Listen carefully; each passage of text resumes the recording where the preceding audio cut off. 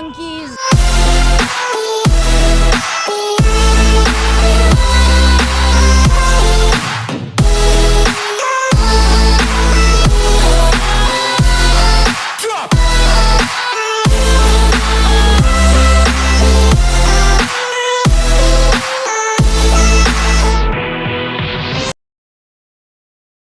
Yo, what is good, everybody? It's your boy Golden Falls Golden, what if, whatever you want to call me, and I'm back with the finale of What If Deku Had a Thief, Quirk. Really quick, I want to say shout out to my boy Saint for the music. Of course, links are in the description below as always. And quick off, I want to say that I do have a pretty bad headache right now, so if I seem a little off or I seem not as energetic, that's probably why. But I'm gonna just keep trucking through. I feel good enough to make videos, so that's what I'm gonna do. And yeah, also the Discord is down below, make sure to join it. I want as many people as possible in the Discord. And yeah, I hope you all enjoy the finale of What If Deku Had a Thief, Quirk. And I'm not gonna waste any more of your time. Let's get right into the what if. Let's get it. Izuku is gone, and well, UA has began their search parties, sending pro hero after pro hero out to find him. He is a student of UA, of course, and they need to make sure that he is safe. But unfortunately, he's nowhere to be found, at least off the first initial 24-hour search. And the next day, Aizawa basically groups up the entire class and begins explaining the plans. Okay, listen up. We're gonna be doing some more training today. His daughter, Eiko, cuts him off, saying that they should be trying to find Izuku, not doing training. And Aizawa tells her and the entire class that he understands the idea, and he gets it. But they need to, well, get them all their provisional hero license first. And that's gonna involve training for the next couple days. Izuku is a strong kid. Izuku can live and be on his own for now. Trust me, when we found the kid, when All Might found the kid, he was fine on his own. I promise he'll be okay. And we have pro heroes right now searching for him, so nobody needs to worry. The class then all nods, and they say that they're going to make sure to all get their provisional hero license so that they can help in the search of finding their classmate. Even Bakugo kind of remarks at this, saying that he'll make sure to get stronger and make sure that nobody will get hurt. Everyone kind of looks at him oddly, and he says that this is for his own personal gain, but they all know that that isn't true. Yes, Izuku and him haven't been on the best terms, but he is still part of their class. And well, I think the villain side of things that happened and him getting kidnapped was part of the slight change of heart, at least, that Bakugo is having. So that's exactly what occurs. The next couple days pass, and eventually they all go to the provisional hero licensing exam. And well, they all pass the exam. Luckily, not like in canon where two of them don't, Todoroki and Bakugo, they actually all pass. And Aizawa begins setting up a, well, search effort to find Izuku. But the thing is, they have nowhere to look. They don't know where he is, and they don't know where he could possibly be. And well, that's the worst of it all, where Izuku currently is. 2 days after Izuku left, he was wandering the city to find out anything. He couldn't remember much. He couldn't even remember anything at all. Not even all the time that he had struggling in the cities, searching and hunting his own food and stealing from people. He barely remembered that. He didn't remember going to UA. He didn't remember anything. He doesn't remember when All Might grabbed him up and took him to UA either. But one day he just was walking down an alley, and a little girl came running and crashed into him. He grabs her and picks her up. Hey, are you okay? She's shaking like crazy, terrified of whatever was chasing her.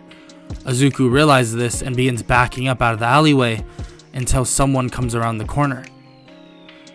This someone was Overhaul, the basically boss villain of the Shiha Zaikai. And Overhaul was not happy. He knows who Izuku is, even though Izuku doesn't know who himself is. Give me back her right now, kid, or else. Izuku stares daggers into Overhaul. What have you been doing to her? I'm not giving her back. Oh, really? You think that was an offer? No, kid. There was no offer. Quickly, Izuku takes away Overhaul's quirk, and Overhaul slams his hand to the ground, but nothing occurs. Izuku slams his hand into the ground, and it makes a giant cage around Overhaul. Quickly, Izuku calls the police, and well, they arrive to see Overhaul captive. But as they arrive, the quirk wears off, and Overhaul gets his quirk right back.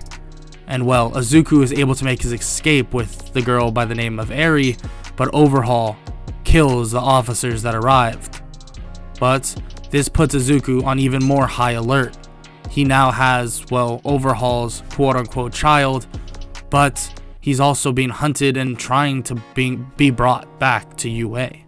So Izuku decides to hide out. He finds an abandoned building and begins living there and begins supporting the little girl by the name of Eri the best he possibly can. He checks on her and makes sure that she's okay. He even got bandages and other things to help her, well, heal up any wounds that she has, in which she doesn't really have any wounds. They're kind of misplaced scars. And the bandages weren't really covering much. But he wonders, what does that even mean? Why would a little girl have bandages on in the first place? Once he's contemplating this, she begins getting scared once again, and she tells him everything that happened, everything that she went through, and he apologizes to her, says that heroes are supposed to save her and help her. She hugs him and says that he must be a hero, but Izuku tells her that he's not sure if he is one, but he's glad that she thinks of him like that. She smiles, and this is the first time Izuku actually sees the girl smile, and he hugs her back, making sure that she's okay for the time being. This continues for a couple more days until, well, the UA search parties begin growing and basically trying to find Izuku, and one of the search parties that has Aizawa, Eiko, Bakugo, and Uraraka actually find Izuku in, well, an abandoned building. He puts Eri behind him and tells them to not move, and that he will protect this girl with his life. They tell him that they're not here to hurt him. Eiko even walks up and says that, does he not remember her, Aizawa, anybody else? I don't know who any of you are. What do you want about? Aizawa begins explaining that Izuku is a student of UA, and that he was captured by, well, the League of Villains, and when he was saved, his memory was somehow wiped from him. They're not 100% sure how, but that's what occurred. No, how? That makes no sense. What? What are you talking about? UA? The hero school? Yes, kid, the hero school. Why, you really don't remember this? No, I don't. I don't remember any of this. Eri taps him on the shoulder. What is it, Eri? I think I can help with you remembering. Izuku is confused, and so is Aizawa and everyone else, and she kind of says in her own way that her quirk is to rewind, or Overhaul would basically tell her that she would basically rewind people into nothing. They basically are all shocked by this, and Aizawa says that he can teach the girl how to control her quirk, and maybe she can bring back the memories of Izuku, and he has a quirk that can cancel it. Eri is confused, and Izuku is as well. I have the same thing, but I can take the quirk. Do you think Aizawa is shocked that he didn't remember this? Yeah, kid. You can take her quirk temporarily and use it on yourself. Just be careful. I'll use my quirk on you if you overdo it. Is that okay with you, Eri? Yeah, as long as it helps. So Izuku takes Eri's quirk temporarily and begins using it. All the memories begin flushing back to his head, back to his brain, and he begins to pass out as he loses Eri's quirk, and it goes right back to Eri. Bakugo blasts over, catching Izuku. Let's get him back to the dorm.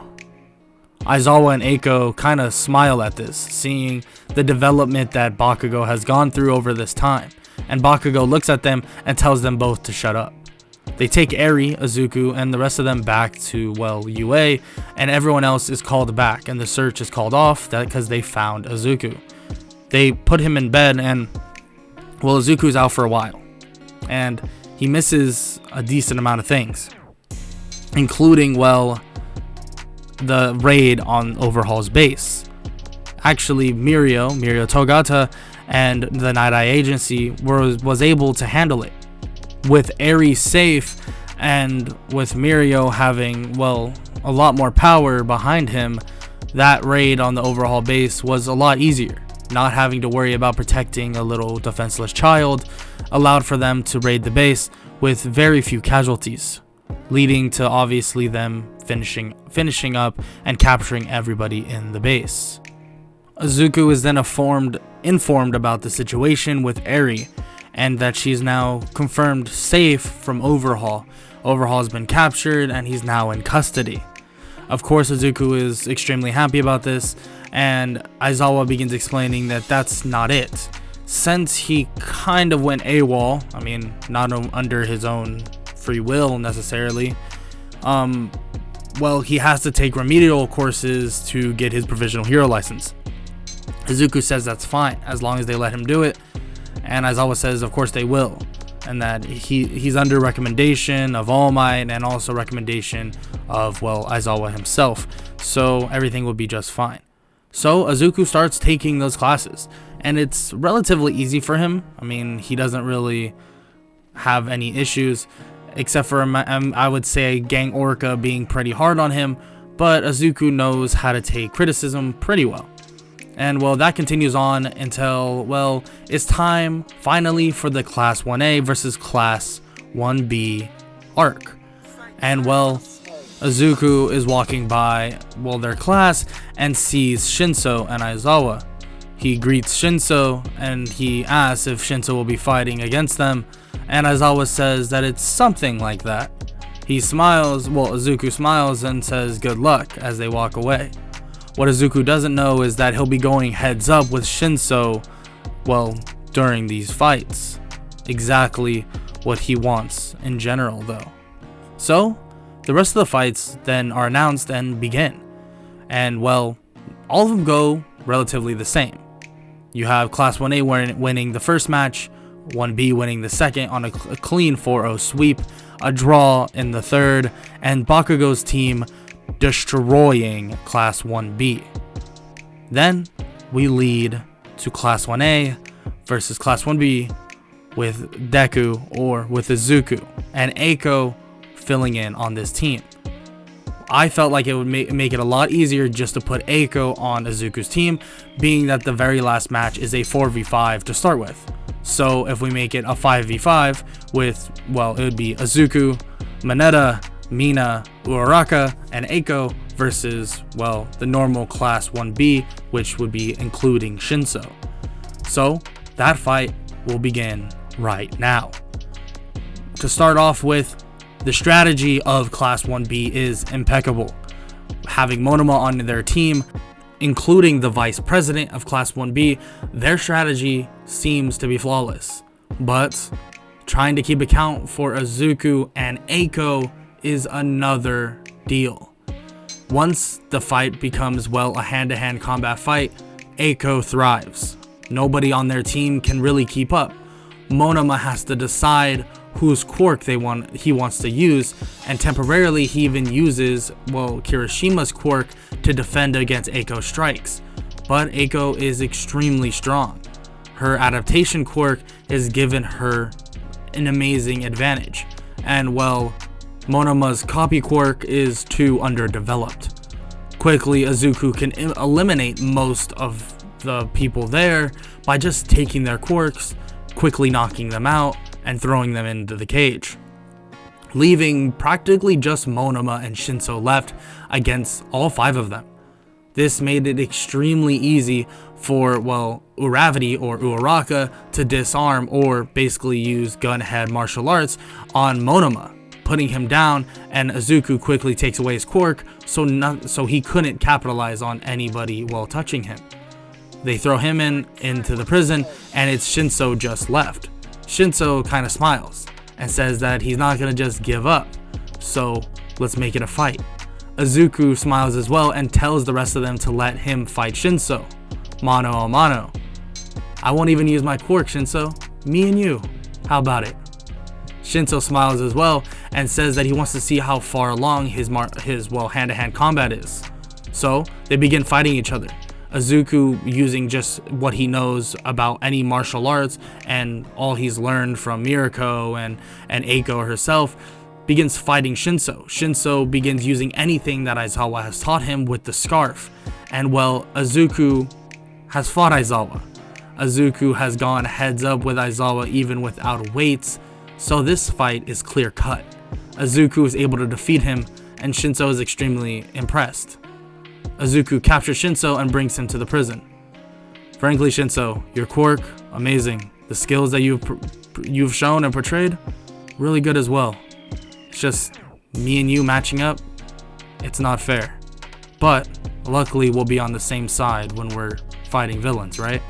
Shinso kind of smirks and says, yeah, the winners of this match is, well, Class 1A in an easy sweep. So Class 1A is deemed the winners of, well, their little tournament thing, and Shinso is told that he will be considered for one of the classes next year, aka their second year. And Izuku is happy to hear this, but knowing that he'll probably join Class 1B, being that they have the extra person in Eiko. And well, that's a wrap. That is a wrap for What If Deku Had a Thief Quirk. If you enjoyed this series, make sure to leave a like, sub, all that good stuff.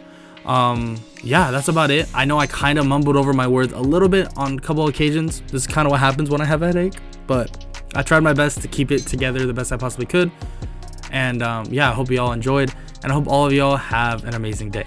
Later.